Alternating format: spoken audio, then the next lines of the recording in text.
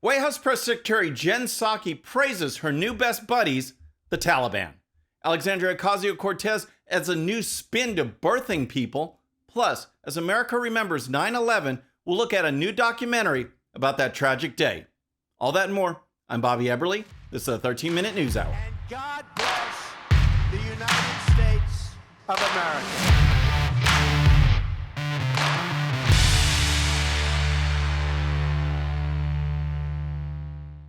Okay, friends, welcome to the show. Happy Friday. I hope you had a great week. If you're new to the show, thank you so much for tuning in. We have bonus coverage today on this pre-9/11 Friday, so I hope you enjoy the extra minutes. We're going to start with White House Press Secretary Jen Psaki, who defended a White House statement which described the Taliban as businesslike and professional. The Taliban, businesslike and professional. These people are going door to door, killing people. They continue to prevent many Americans from leaving Afghanistan, holding them hostage for concessions from the Biden administration. So now one flight leaves the Kabul airport and all of a sudden the Taliban are businesslike and professional. The characterization got the attention of Fox News' Peter Doocy, who asked about this kinder, gentler Taliban at the White House press briefing. Can you explain a little bit more about why the White House in a statement is calling the Taliban businesslike and professional?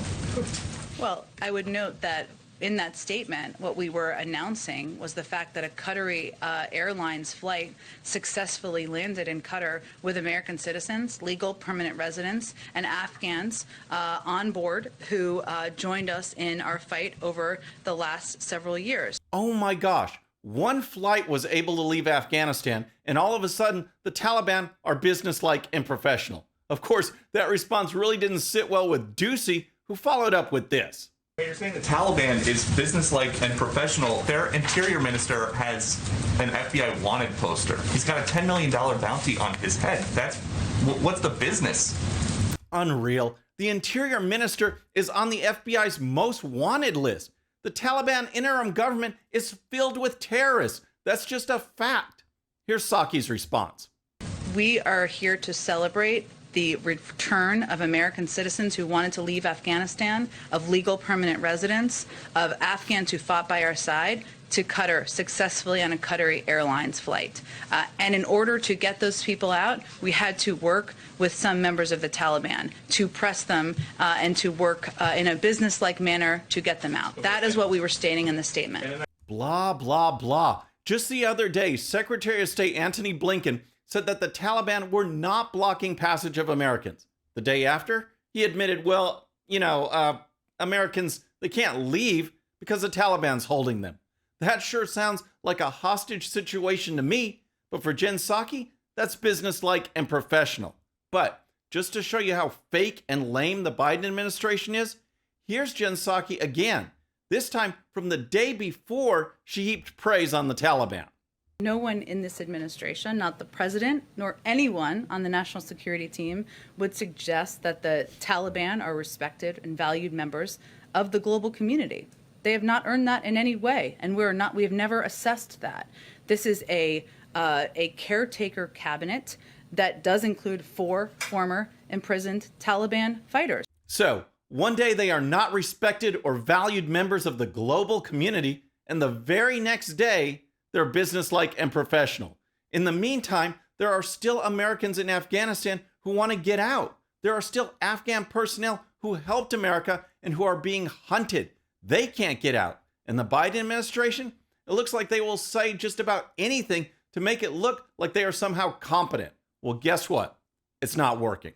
Okay, so next let's talk about Alexandria Ocasio-Cortez. But first, if you're new to the show or haven't subscribed yet, regardless of platform, just search out my name, hit that subscribe button, make sure notifications are turned on. That way you can follow the show and help us grow. Alexandria Ocasio-Cortez is back in the news because she continues to lower the bar for competency and common sense. These radical leftists are constantly pushing the woke agenda and coming up with new terms seemingly every day that take a normal situation and make it weird and nonsensical. Back in the good old days, the only people who could give birth were women. Biology, physiology, and other sciences were based on science. They were based on facts. Now, science is whatever the left says it is. Women are no longer the only ones who can give birth.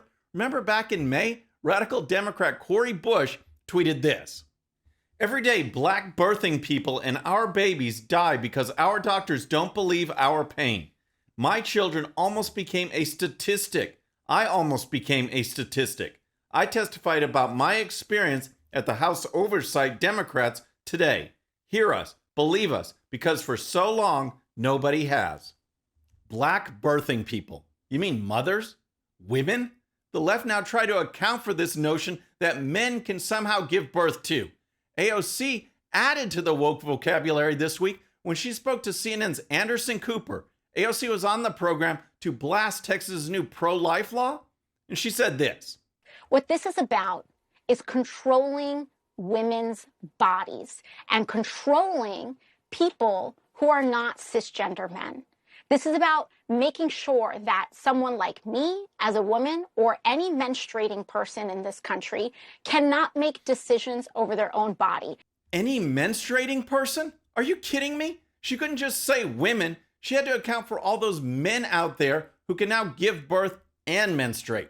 What's funny is you can almost see the gears turning in her head. She mentions women, but then thinks, oh man, I better get woke, and throws in menstruating persons. But then she goes on in the interview to say that it's an attack against women. She can't even keep her wokeness consistent. But in classic AOC style, when she was roasted on social media for a new scientific definition, she doubled down on Twitter. In response to the Daily Mail calling out her CNN comment, AOC tweeted this: "Not just women, trans men and non-binary people can also menstruate.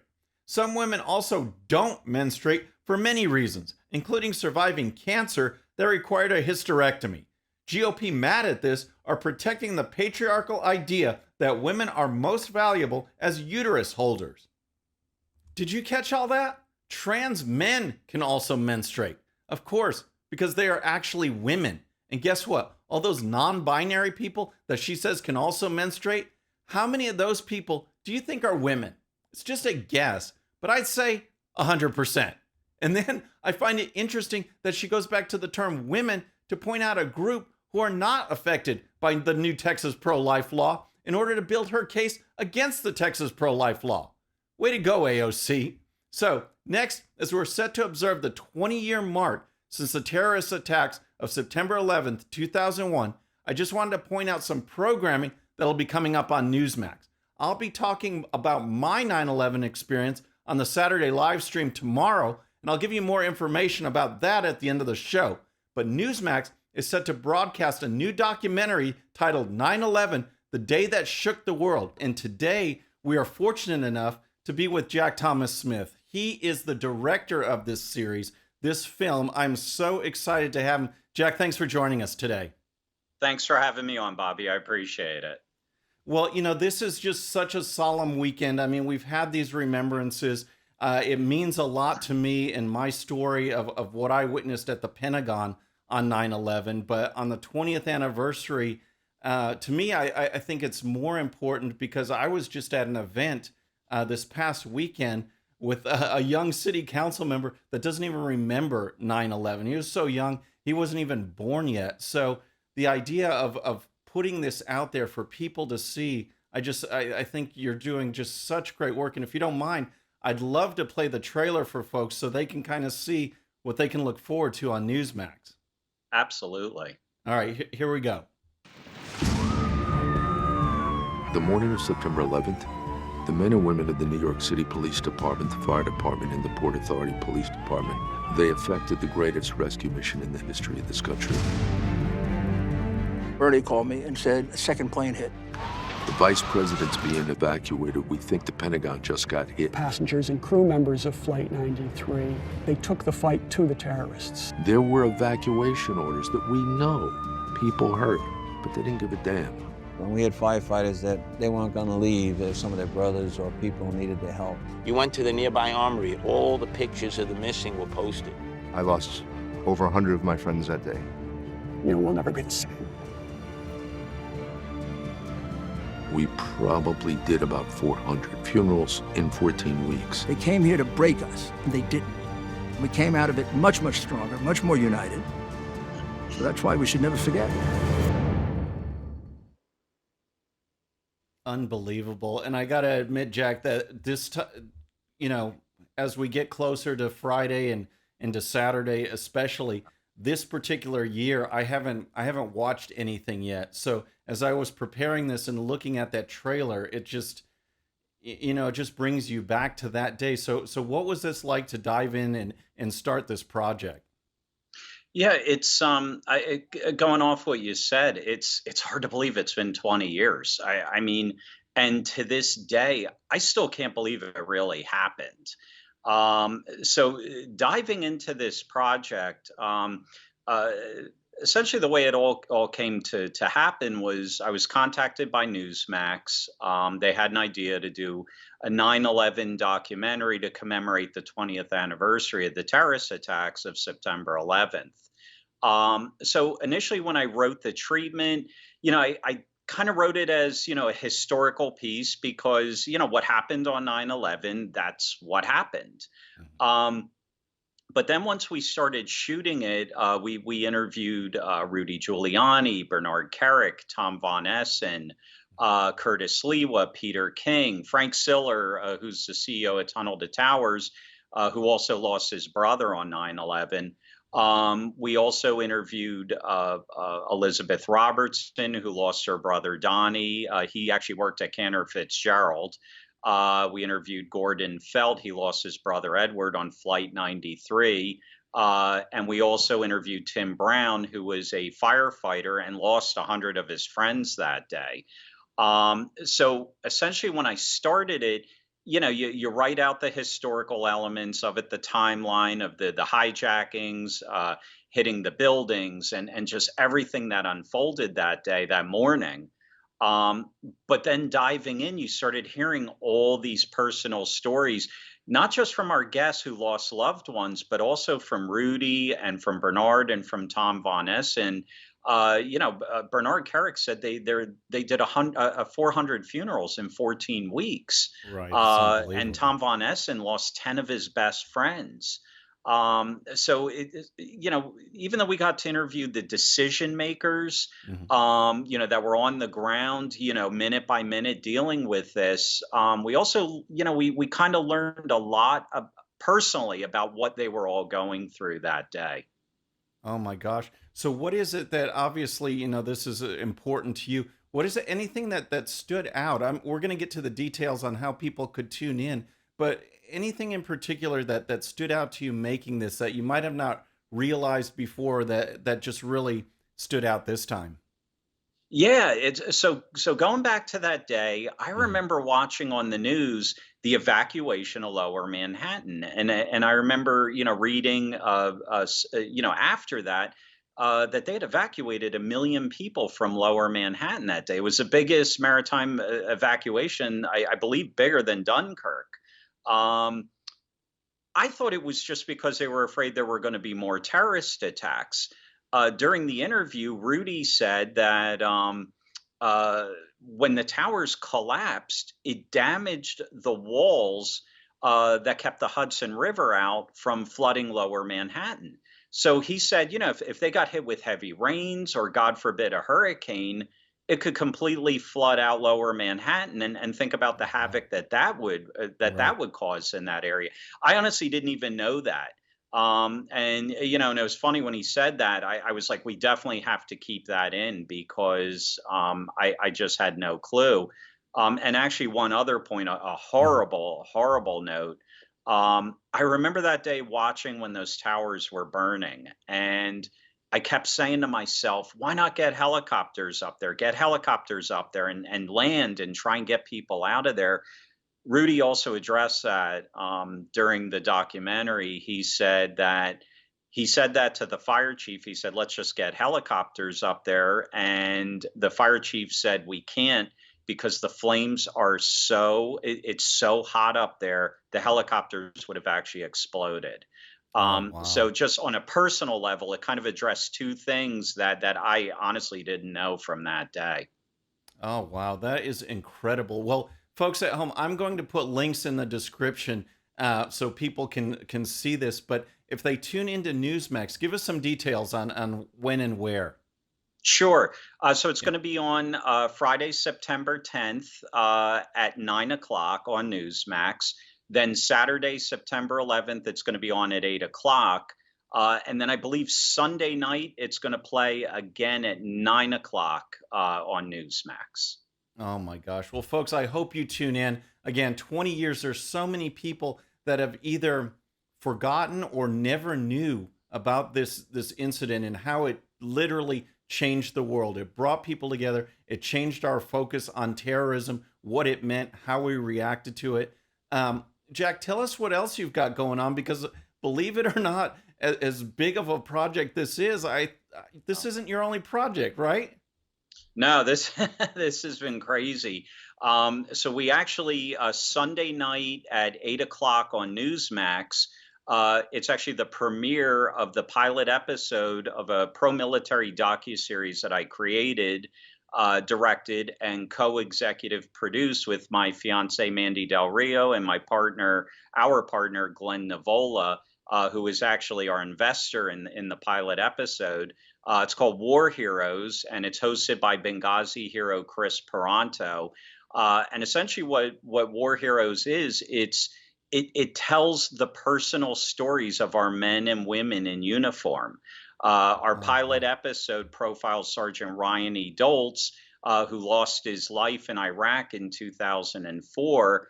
And pretty much what we do, we focus on his life from birth, childhood, his time at VMI, his service in Iraq, and then what his family did. They essentially took such a horrible, tragic loss and created the Sergeant Ryan E. Doltz Memorial Foundation in his honor to help other veterans. Oh, that's incredible. I believe I actually have a clip, part of that first episode, the trailer for that first episode. We'll go ahead and play it for the audience. So I take the pain and I push it down, even though it hurts like the day I found out you were gone. You were gone. The Sergeant Ryan E. Doltz Memorial Foundation was started to honor his memory and to help other military families in need. I'd like to welcome you all to our annual beefsteak dinner. They don't make people like Ryan very often. He never really got to leave his legacy, so this is kind of our way of leaving it for him. Oh wow, that's just awesome, Jack. Let's give it. Yeah, I mean, I watched it as preparing for this, and it's just so moving. So when can people tune into that again?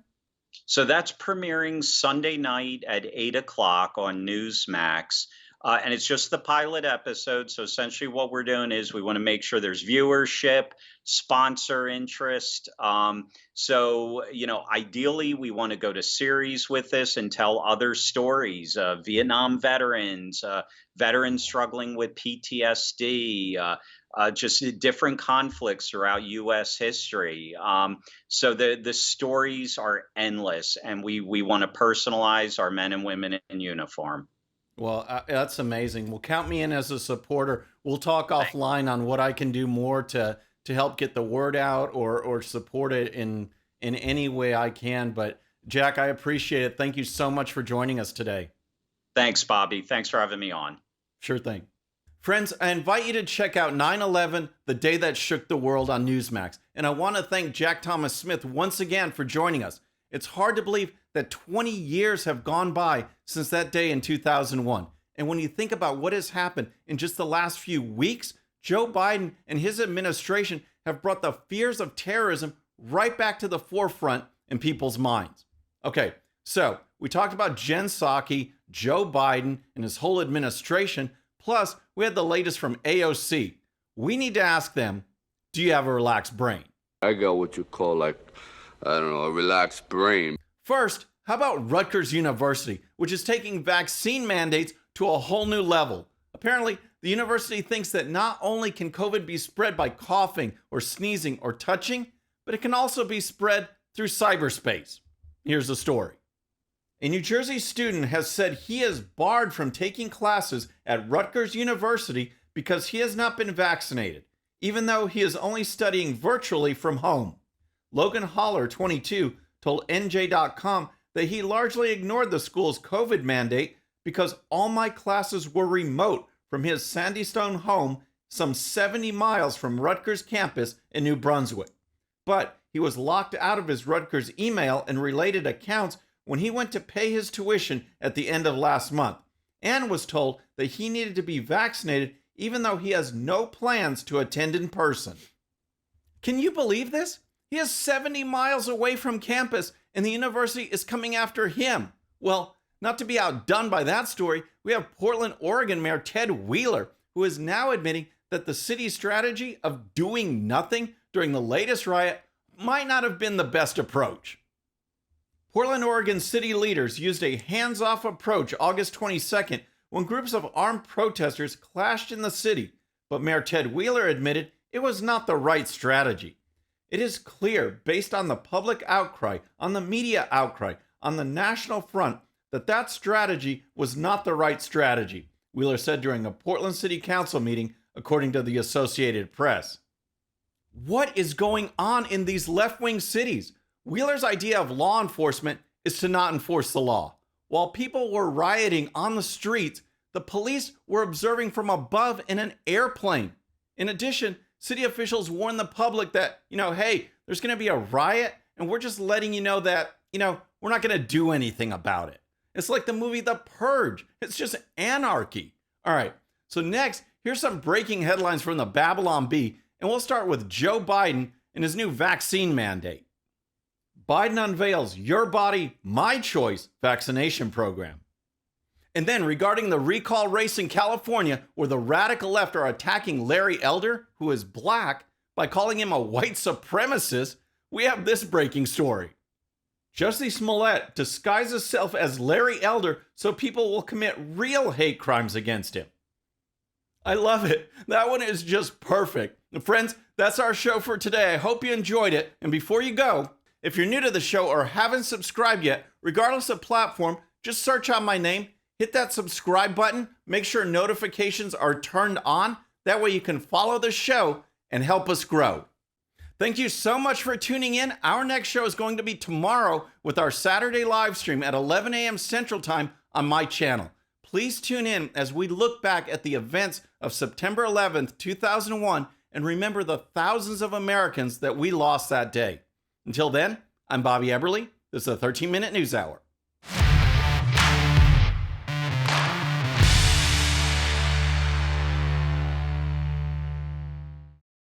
All right, friends, thanks again for tuning in. I really appreciate it. And before you go, please hit that subscribe button above. Once you do, tell your friends, share it, spread the word about the 13-Minute News Hour so we can keep growing.